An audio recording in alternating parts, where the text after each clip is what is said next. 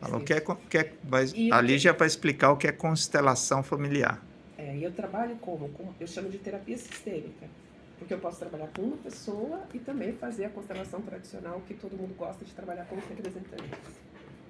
E tem pessoas que não gostam de estar expostas para colocar o seu problema diante de várias pessoas. Então, por isso que funciona bastante a terapia sistêmica, como que é a raiz disso? Eu começo te passando conhecimento. Eu começo explicando o que é a constelação, por que é dessa forma. E é simples, é porque ela é feita de apenas 3 leis. E não adianta negar. Se é lei, quando quebra essa lei, dá treta. Ah, verdade. É lei, quebrou, deu treta. E são 3 leis muito básicas: pertencimento, hierarquia e equilíbrio. E quando eu vou analisar cada treta que o cliente chega, a gente vai analisar o que está em desarmonia, o que está disfuncional. Ah, mas como que você vai saber isso? Ah, constelação trabalha não sei quantas gerações, isso é espiritismo, isso é... Ah, o evangélico não vai gostar porque não acredita em vidas que já foi? Não, é epigenética. A nossa... Biologicamente, o nosso corpo ele armazena células de 6, 7 gerações comprovadas cientificamente. Então, quando entra num campo que a gente chama de um campo morfogenético, que tipo você se identifica e começa a ter reações que você fala, caracas, por que o meu corpo está reagindo dessa forma? Se eu não tenho conhecimento de nada Esse dessa ecossistema. treta dessa pessoa que nós estamos trabalhando, por que eu estou, de repente eu sinto uma dor terrível em uma parte do meu corpo, né? E eu não tenho essa dor, e por que está? É um campo morfogenético que a gente começa a fazer parte. Quando a gente abre uma constelação, a gente abre um campo, a pessoa que é o cliente, o fato dela ter agendado, dela ter marcado, ela deu a permissão de acessar esse campo morfogenético. E quando eu acesso esse campo, está acessando várias gerações. Então, o problema que o cliente traz aqui para mim hoje não é o problema que é a raiz está aqui atrás. Então ele vai ficar aqui temando que o meu marido me trai, mas o problema está aqui atrás. Então por isso que eu falo que eu preciso educar, que eu preciso levar a consciência, eu preciso expandir a consciência do conceito, porque não é só uma sessão. Se eu educo, se eu explico o fundamento, quando você está vivendo outras situações com outras pessoas, você já consegue se colocar como observador e perceber. Peraí, aqui é hierarquia? É pertencimento? É equilíbrio? Hierarquia é até bom lembrar assim, é quando você falar, vou falar pro meu pai e minha mãe o que eles devem fazer. Não, você está Não. quebrando, né? Porque quando eu estou explicando, educando você, você vai começar a aprender que você tem funções. E cada treta que acontece é porque a gente não está no lugar que a gente deveria estar. Eu estou querendo ser pai do meu pai, porque diz que a gente tem que honrar os pais e cuidar dos pais. E frases, vozes familiares que tipo, a gente ouviu a vida inteira. Ai, quando meus pais ficarem velhinhos, eu vou ter que cuidar deles. Uhum. É cuidar, não é mandar. Cuidar é isso. E aí, meu pai veio primeiro, ele é maior que eu, sempre ele vai ser maior que eu. Só que quando eu quero mandar, para mandar eu tenho que ficar maior. E um Fusca não aguenta um trem. Quem veio antes é um trem, ele tem mais força. Ele carrega todos que vieram antes da gente. E aí quando eu quero me colocar como gerenciar, mandar neles, eu me arrebento. Aí chega o cliente com as costas quebradas, com as finanças quebradas, com tudo quebrado. Com relacionamento quebrado. A gente vai trabalhar para levar consciência para porque não existe essa mudança no piscar de olhos. Ela é uma transformação. Mudança é o seguinte: você pega um caminhão, põe tudo lá dentro e muda daqui para cá. Não existe esse milagre. Existe a transformação, que é passo a passo. E ela vem através do quê? Da compreensão. E a compreensão é quê? É descer daqui do coração e você aplicar na tua vida. Aí você começa a viver em várias situações. Você está numa reunião de negócios, começa uma treta. Você se coloca como observador e você, putz, aquela pessoa ali, aquela arrogância dela, aquilo, ela...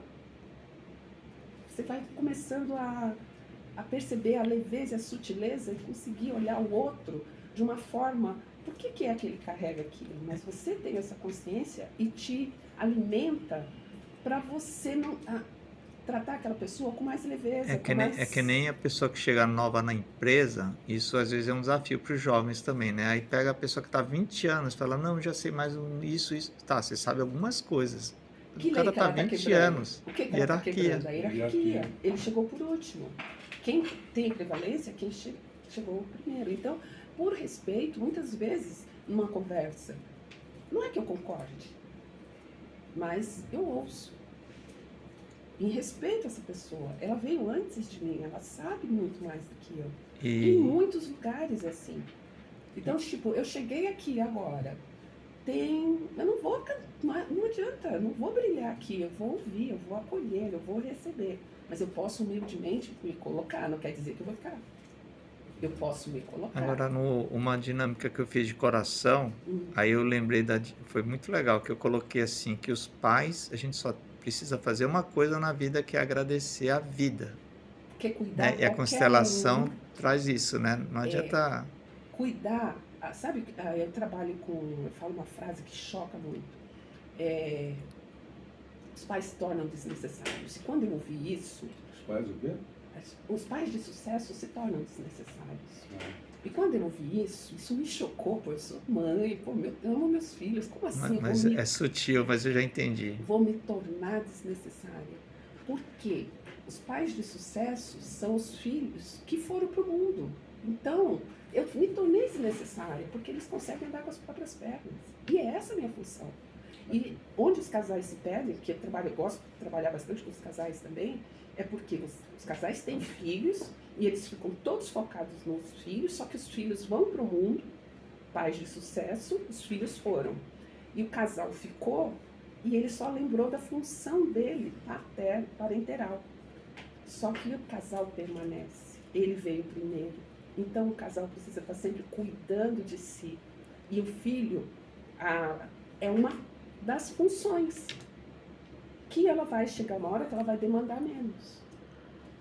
Então são coisas que a gente precisa estar atento. Funções, eu estou no meu lugar, eu estou ocupando o meu lugar, a minha função. Esse é o meu papel. Eu estou tapando buraco. A gente vive tapando buraco porque a gente vive assumindo papel que não é nosso, dos outros. A gente percebe.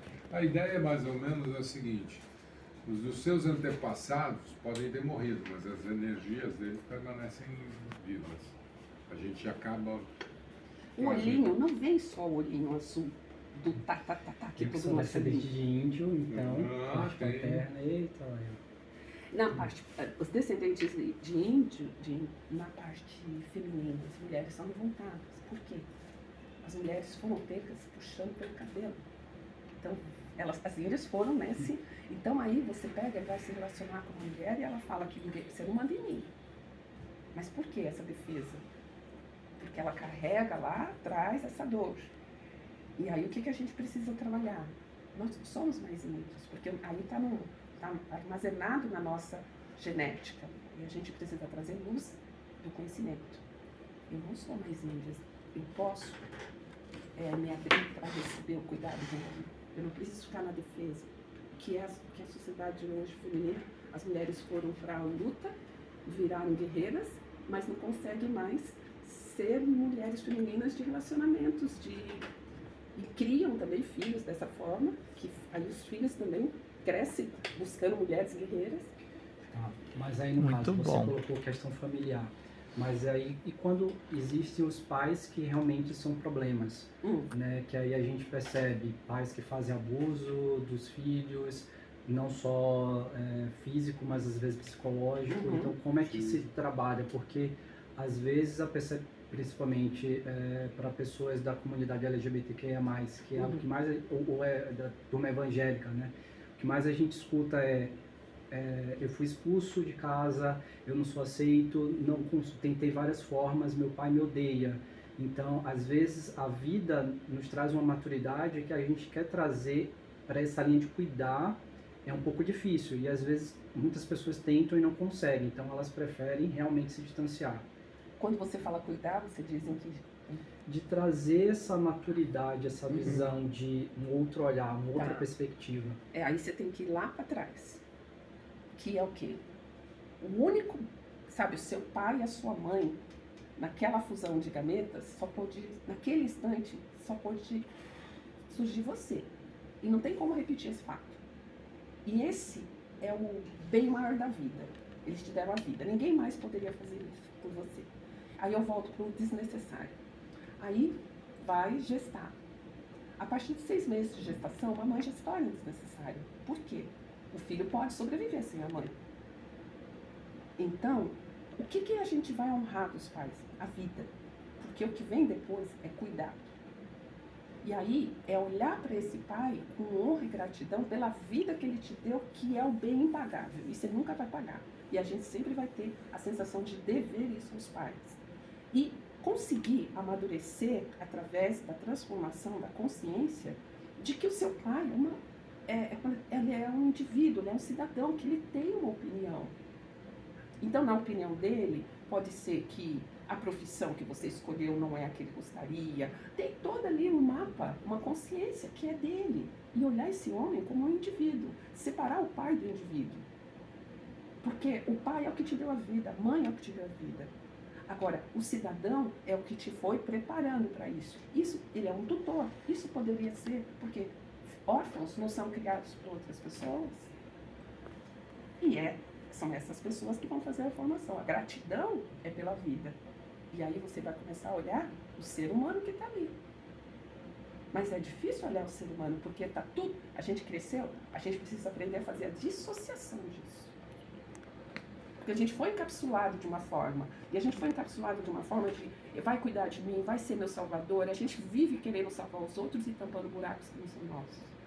Tem um colete salva-vida, né? A gente sempre está procurando alguma coisa para se apoiar, para resolver nossas situações. E por que é que a gente entra nesse lugar? Eu preciso da aprovação do meu pai. Por quê? É normal, a gente vai estar sempre querendo a aprovação de alguém. Mas a gente vai precisar também conseguir, naquele estado interior de tipo assim, eu sou a vida plena. Não é viver sem a gratidão, é viver a gratidão, a vida que eu recebi, e com honra e glória eu passo ela adiante como? Fazendo nem melhor nem pior, colocando meu temperinho e seguindo a caminhada. Sem me julgar. Toda vez que eu estou julgando, é fadado ao fracasso.